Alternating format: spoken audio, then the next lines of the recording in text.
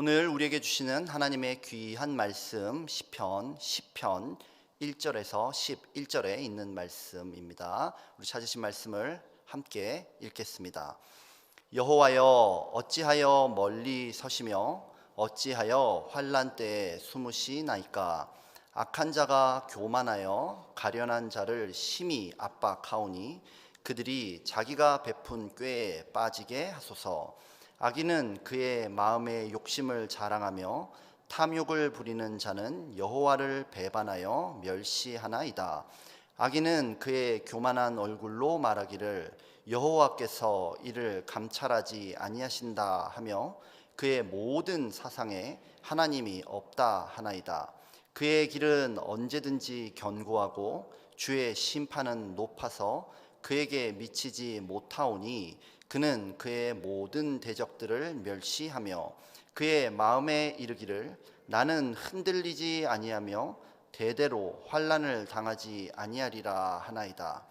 그의 입에는 저주와 거짓과 포악이 충만하며 그의 혀 밑에는 잔해와 죄악이 있나이다. 그가 마을 구석진 곳에 앉으며 그 은밀한 곳에서 무죄한 자를 죽이며 그의 눈은 가련한 자를 엿보나이다. 사자가 자기의 굴에 엎드림같이 그가 은밀한 곳에 엎드려 가련한 자를 잡으려고 기다리며 자기 그물을 끌어당겨 가련한 자를 잡나이다. 그가 굽으려 엎드리니 그의 포악으로 말미암아 가련한 자들이 넘어지나이다. 그가 그의 마음에 이르기를 하나님이 잊으셨고 그의 얼굴을 가리셨으니 영원히 보지 아니하리라 하나이다. 아멘. 오늘 본문은 하나님께 악을 고발하며 하나님께서 개입해 주시기를 간구하는 시의 앞부분입니다. 이 시의 시인은 이 땅에 악이 창궐한 모습을 보면서 탄식을 하고 있어요. 교만과 탐욕으로 가득한 사람들이 가난하고 불쌍한 사회적인 약자들을 압박하고 괴롭히고 심지어 죽이기까지 합니다. 세상 두려울 것 없는 이 악인들을 다스릴 수 있는 분은 하나님뿐인데 그 공의로우신 하나님이 지금 보이지 않는 상태지요. 그래서 본문 1절은 여호와여 어찌하여 멀리 서시며 어찌하여 환난 때 숨으시나이까. 이러한 긴 탄식으로 시작합니다. 저는 오늘 여호와여 어찌하여 라는 제목으로 하나님께서 우리에게 주시는 위로를 나누고자 합니다. 첫째로 저는 오늘 시에서 약한 자가 악한 자를 어떻게 고발하고 있는지를 살펴보고 싶어요.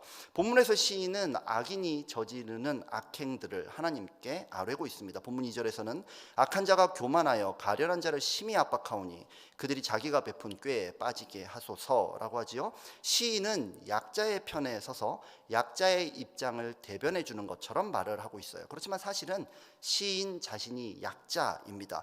시의 대표적인 표현 기법 중에요, 감정이입이라는 것이 있습니다. 혹시 아마 한국에서 고등학교를 다니셨다면 국어 시간에 배우셨을 수도 있는 그런 아주 어려운 문학 용어지요.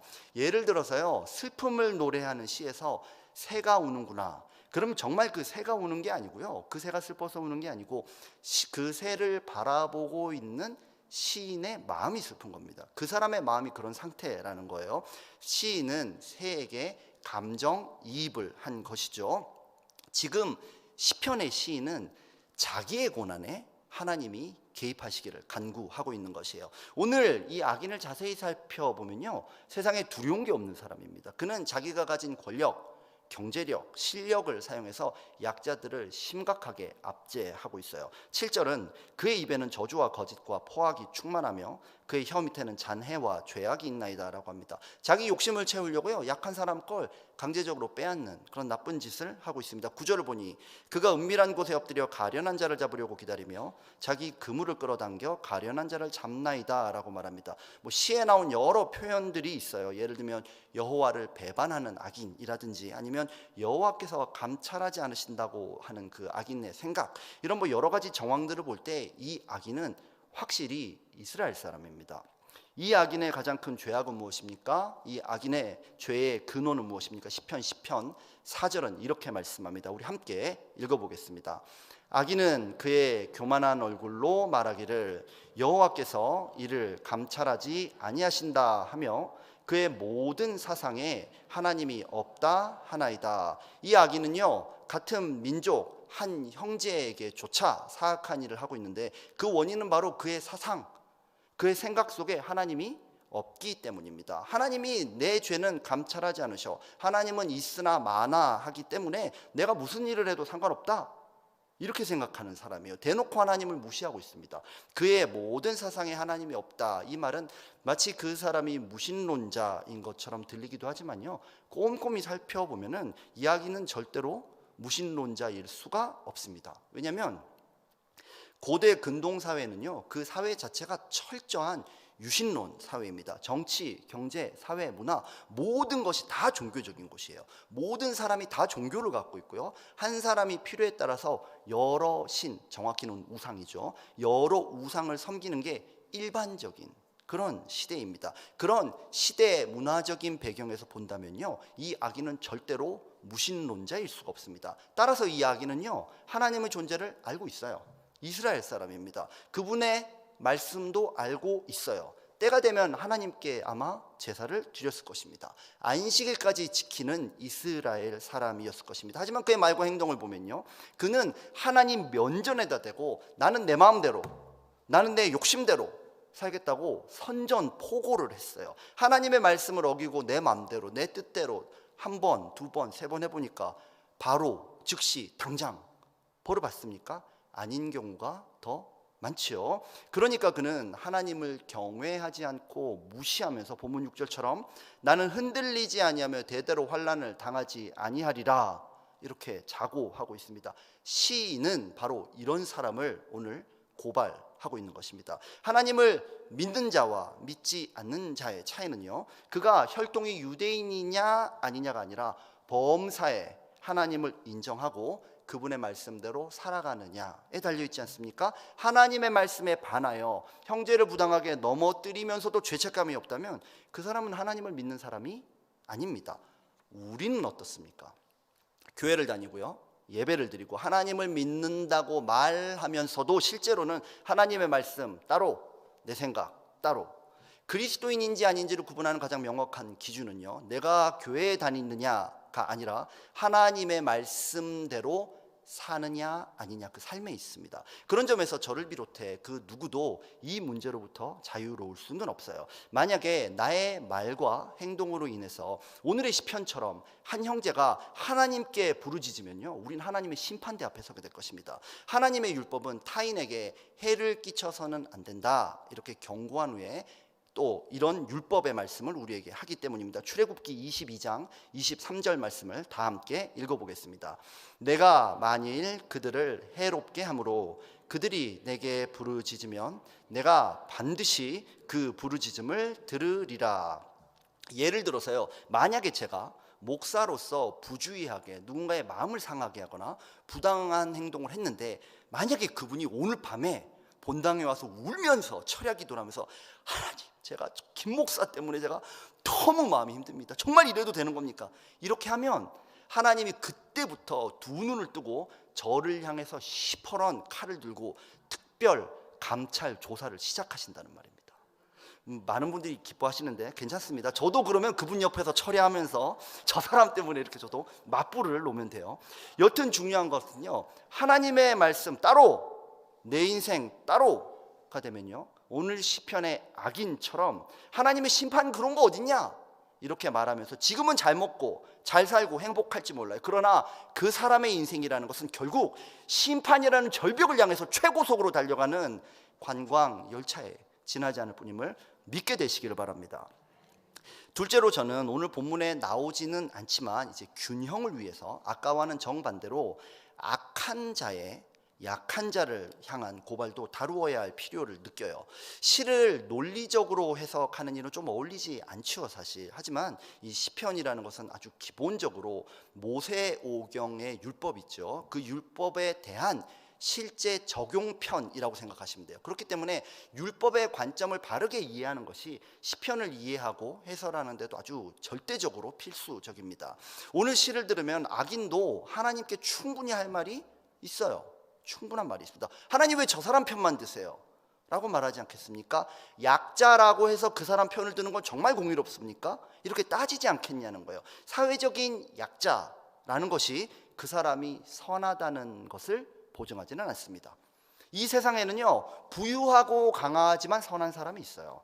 가난하고 약하지만 악한 자도 있습니다. 그런데 오늘 시편은 마치 그 사람이 약자라고 해서 하나님이 그 사람의 편을 무조건 들어주시는 것처럼 오해할 소지가 있다는 거예요. 그러나 하나님은 여러분 그렇지 않습니다. 아까 읽었던 출애굽기 본문, 약자의 편에 서 계신 하나님에 관한 율법 뒤에 이어서 출애굽기 23장 3절에서는 가난한 자의 송사라고 해서 편벽되이 두둔하지 말지니라 라고 합니다. 재판할 때요, 가난한 사람의 편을 들지 말고 공정하게 해야 한다는 말씀입니다. 그들의 약함이 모든 악에 대한 면죄부를 주지는 않는다는 것이에요. 약자라고 해서 완전히 의롭지도 않고요, 당연히 강자라고 해서 완전히 악하지도 않다. 이러한 율법적인 균형에서 본다면 오늘 본문에 나오는 대립된 두 존재, 악인과 약자, 이 둘의 가장 큰 차이는요, 하나님을 찾느냐 그렇지 않느냐에 있습니다. 약자는요, 그 사람의 약함 때문에 하나님 어디 계십니까? 저 좀 도와주세요 라고 부르짖어요. 이 부르짖음 안에는요, 하나님을 향한 강력한 신뢰가 있습니다. 물론 자기도 잘못한 게 있겠죠. 그러나 하나님의 선하심을 믿고 그냥 돌진하는 거예요. 하나님은 이 마음을 받으신다는 겁니다. 반대로 강자는 어떻습니까? 그 사람은요, 하나님은 없다, 하나님에 대해서는 신경 꺼라, 이렇게 말합니다. 이 사람의 가장 큰 악은 하나님이 없다 하는 죄예요. 반대로요, 하나님이 눈에 보이지 않고 귀에 들리지 않아도 그분의 선하심을 믿고 기도응답을 믿고 돌진하면요, 하나님은 받아주시는 분이십니다. 우리의 약함 때문에 하나님을 향해 가고 우리의 강함 때문에 하나님을 떠나간다면 어느 자리가 복된 자리겠습니까? 그 결과는 정말 어떻게 되겠습니까? 제가 섬기는 한어유년부 학부모의 한 분의 허락을 받고 간증을 나누려고 합니다. 지난 금요일이에요. 예배 후에 늦은 시간에 저는 본당에 왔다가 그 학부모와 마주쳤습니다. 그분이 철야 기도를 한다고 하더라고요. 다행히 저 때문에 힘들어서 철야 기도를 하는 것은 아니었습니다.